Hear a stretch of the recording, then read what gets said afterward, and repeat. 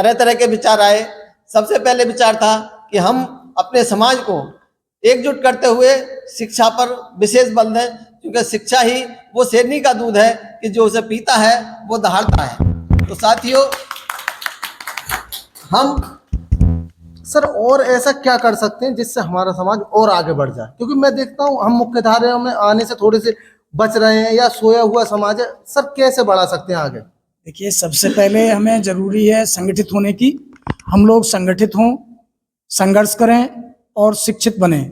जब हम शिक्षित होंगे, संगठित होंगे और संघर्ष करेंगे तो निश्चित रूप से कोई भी हमें आगे बढ़ने से नहीं रोक सकता, क्योंकि शिक्षा ही वो सफलता की कुंजी है। हर क्षेत्र में आगे बढ़ने के लिए शिक्षा अगर हमारे पास है तो हमें सम्मान भी है, हमें पद भी है, सम्मान भी है, हर कुछ मिलेगा समाज में और हम आगे बढ़ेंगे। इसलिए पहली प्राथमिकता शिक्षा होनी चाहिए।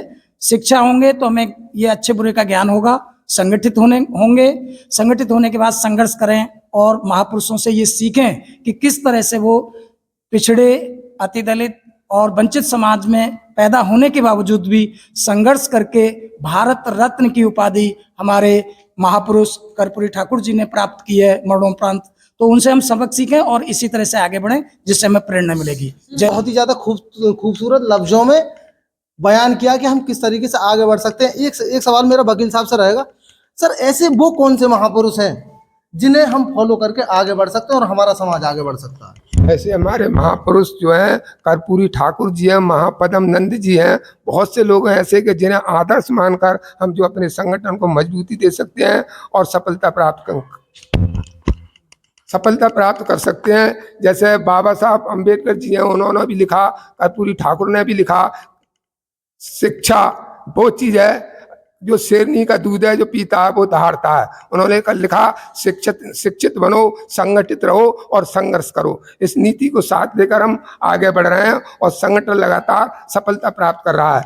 आज हम चंदोसी नगरी के अंदर हैं और इस संगठन की एक शिलान्यास नींव रखने के लिए जो है यहाँ पर मौजूद हैं और संगठन जो है आगे लगातार बढ़ता रहेगा। देखिए, हमारा समाज पहले से ही दबे कुचले व्यक्तियों में उनकी गिनती होती थी। हमारे समाज के पास आर्थिक साधन संपन्न नहीं था। हमारा समाज अधिकतर मजदूरी करने पर अभी भी उस पर काम करता है। चंद लोग हमारे हैं जो पढ़ लिख करके अच्छे ओहदों पर हैं, अधिकारी बने हैं, या कुछ लोग व्यापार में भी गए हैं। तो हम लोगों की पहले से आर्थिक स्थिति मजबूत ना होने के कारण हम ज्यादा सर्वाइव नहीं कर पाए। अब हमारे याद रखना, बगैर मेहनत के ताज और तख्त नहीं मिलते, ढूंढ लेते हैं अंधेरों में मंजिल अपनी, जो रोशनी के मोहताज नहीं होते कौन जुगनू। हमारा समाज जो है इन चीजों से दूर रहा है, लेकिन ना तो राजनीतिक संगठन में मेहनत की, ना शिक्षा के क्षेत्र में मेहनत की और ना जो है अन्य क्षेत्रों में मेहनत की। अब मेहनत कर रहा है, इसलिए जो आगे बढ़ रहा है। तकरीबन सभी ने एजुकेशन की रूपरेखा पर ही प्रकाश डाला। कुछ और भी ऐसा है जो हम अलग कर सकते हैं जिससे हमारा समाज आगे बढ़े? सबसे पहले तो हर व्यक्ति को, जितने भी हमारे कम्युनिटी के हैं, नंद समाज के हैं, उन्हें अपने बच्चों को पढ़ा लिखा करके, जरूरी नहीं है कि उसको नौकरी ही मिले, वो आगे चल के अपने व्यापार, छोटे छोटे उद्यम, टेक्निकल जितनी भी शिक्षाएं हैं उनको ग्रहण करें, ताकि मतलब जो है कोई सिविल इंजीनियर बनता है, कोई कंप्यूटर इंजीनियर बनता है, तो इन चीज़ों पर विशेष फोकस करें ताकि बच्चे बेरोजगार नहीं रहें। अगर बच्चे बेरोजगार रहेंगे तो समझिए कि हमारा समाज फिर भी पिछड़ा का पिछड़ा ही रहेगा। क्योंकि हम अपने जितने भी साथी हैं, हम उनसे यही गुजारिश करते हैं कि गांव में जाएं, केवल उनको यही शिक्षा दें कि आप लोग अपनी रोटी पानी जितना भी है कम करो और इन बच्चों को मतलब छोटी से छोटी, कोई डी फार्मा कराइए, किसी को बी फार्मा कराइए, तभी बच्चे जो हैं हमारे मतलब जो टेक्निकल क्षेत्र में जितने भी जाएंगे बच्चे सब प्रोग्रेस करेंगे, उन्नति करेंगे, विकास होगा।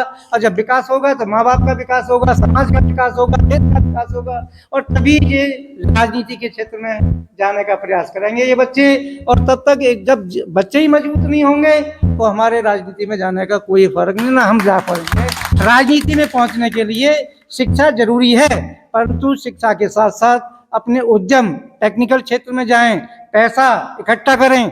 पैसा इकट्ठा करेंगे, जब टेक्निकल बनेंगे तो 1-1, 1.5 लाख जो सैलरी ले रहा है तो